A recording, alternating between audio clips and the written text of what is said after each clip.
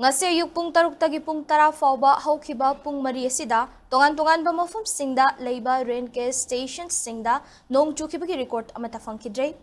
Imphal turel gi minuthong papada turel gi chill warning level gi makhada chele iril turel gi irilvung thongda aduga Manipur turel gina ithai veresta turel gi sing warning level gi makhada chele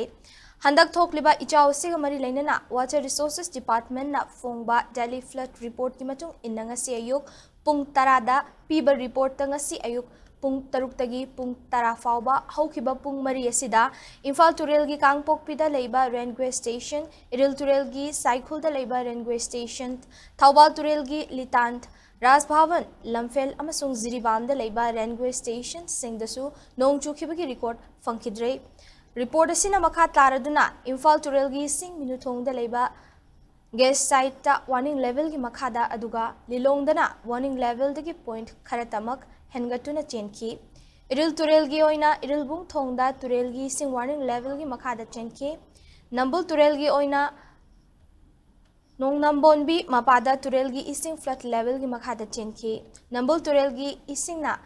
nambol thong mapada flood level dagi point kharatamak hengatna chenki Thawbal turel gi isingna Thawbal thong mapada warning level gi makhada chenki aduga Manipur turel gi ising su ithai veresta warning level gi makhada leiki